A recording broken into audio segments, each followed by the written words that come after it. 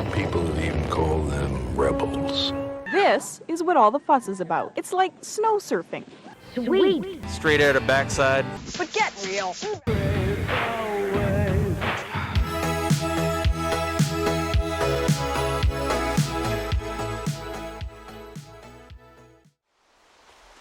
I love coffee, and it's even better if I can make a fresh, hot coffee outside at the place I'm going to.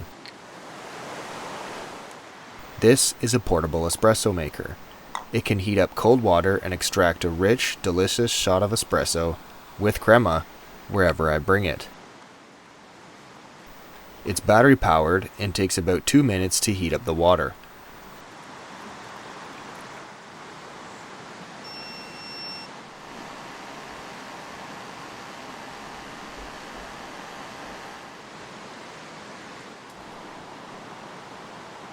I even brought my tiny espresso cup for this one. So if you are like me and love coffee and the outdoors, then you can get 10% off this portable espresso maker using the discount link below in the description. And now to the video.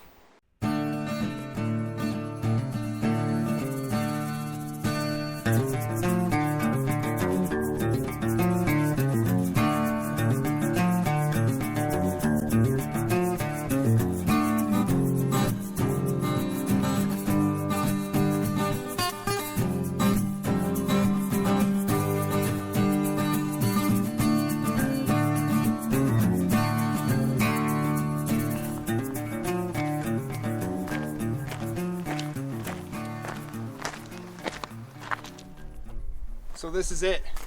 I'm at a little higher than 800 meters elevation, and the views are beautiful over the valley. Who doesn't love exploring old abandoned mine buildings? I mean, I do. I love it. It's so cool to step back in time and explore a little history.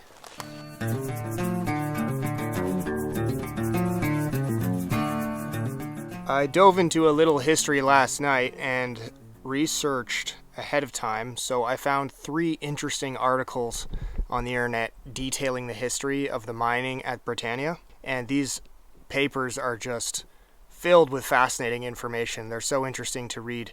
And according to those papers, the Empress and Beta camps, which I'm at, were built in 1917. These bunkhouses housed 40 men each, a dry room and a furnace on the lower floor, pool room, dining room, and kitchen on the second floor, and the rooms for workers on the 3rd and 4th floor up in the top of the building.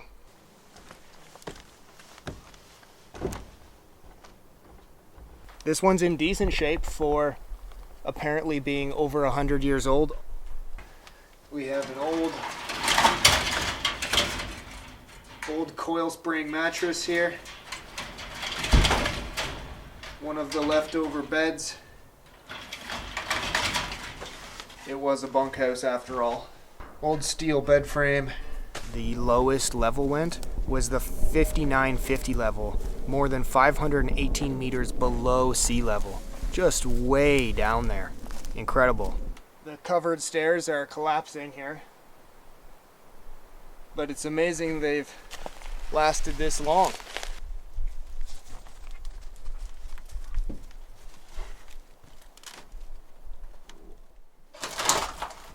This looks like a wooden wash basin. We've got a pipe along here and a couple connection points for faucets. There's wiring up on the wall for lights. A few hoses on the floor. We've got a hot water tank. This thing was fully equipped. We've got some porcelain still attached to the wall, so I think this was a urinal or a bathroom stall. Maybe they even had showers. Pretty cool to see all this up on the mountainside.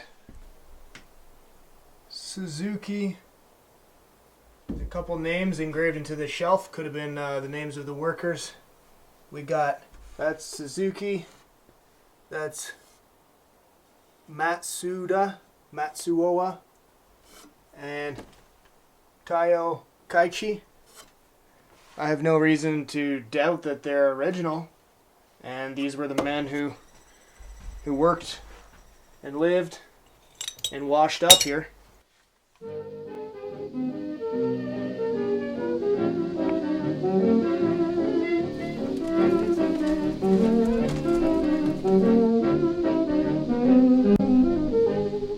You have a great way, an up-to-date way of telling me you love me. It gives me such a thrill. I know it always will. My head is spinning. This right here is a drill bit. So we're finding little bits and pieces of the old mining operations, digging into the rock, breaking apart the rock. And here we have an old piece of a boot. Check that out. It still has the cob nails, you know, actual piece of mining footwear. You're the starch in my collar. You're the lace in my shoe.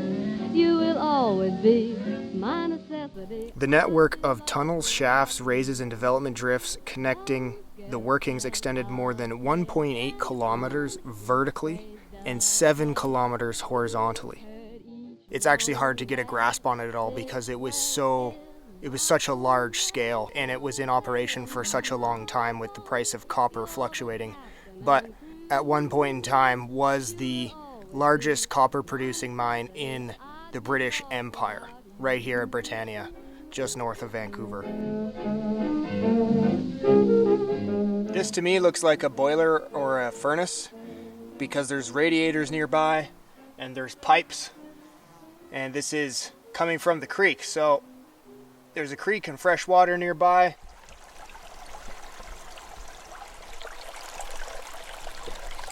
They pipe that in, they could heat it up, and they could have hot water in this bunkhouse, because I read that all of these bunkhouses and buildings had running hot water.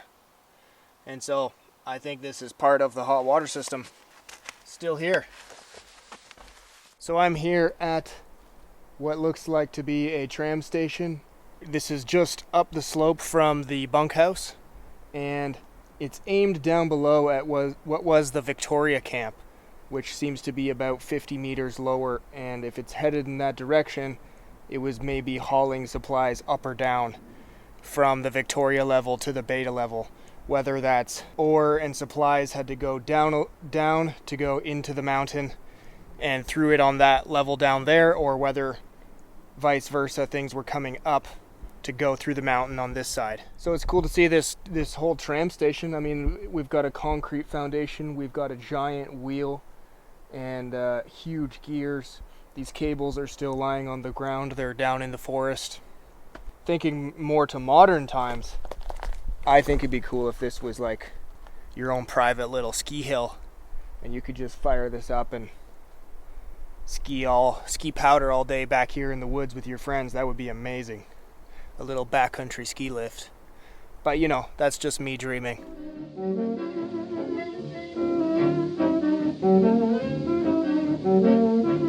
Here's some stats for you.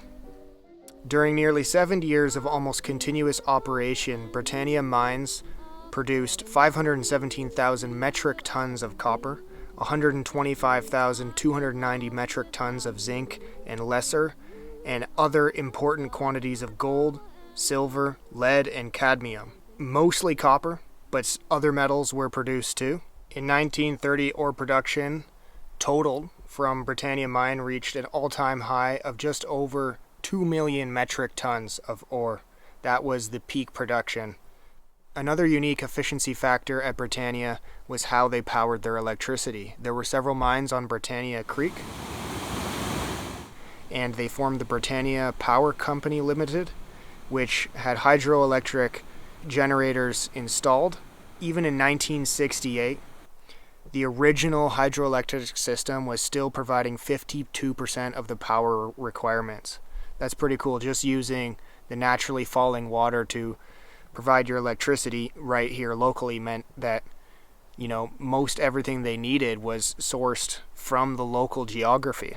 In 1968, an Anaconda review of Britannia's history stated that Britannia is unique in that it is one of few remaining mine plants in the world that still maintains its own hydroelectric system. Pretty cool stuff. Even the underground trolleys were powered by electric locomotives. There would be an electric wire hanging from the ceiling above the tracks, and that's powered by 600 volts at low amperage. If a miner accidentally hit it with a drill steel in his hand, he could be thrown but not seriously injured. Pretty crazy stuff. That was just normal day-to-day work. You just got to keep your wits about you and try not to connect with the 600 volt electric wire above your head. Most of the ore transportation was largely gravity driven. That means that it came from higher up and they used gravity to haul that ore downhill to the mill at Britannia Beach. So it's pretty cool that they were using gravity, which is, a logical solution for moving things. If you have a drop from where you're getting it to where you're taking it, you can use gravity to power your transportation. It's estimated that all of the tunnels combined underground are more than 200 kilometers in total length. So just enormous mines under this mountain behind me. The whole place must have been zigzagged with tunnels and shafts and portals. Portals on both sides of the mountain.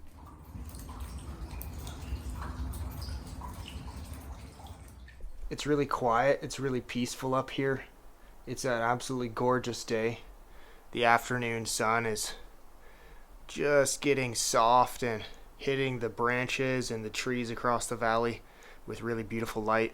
You can just hear the white noise hum of the creek down in the valley below. Getting to document it while it's still around, because it's not going to last forever. Got a long walk down to get out of here now. So. Oh, I'm wild about you. You give life savor, bring out its flavor. So this is clear, dear. You're my Worcestershire, dear. You're the sail of my love boat.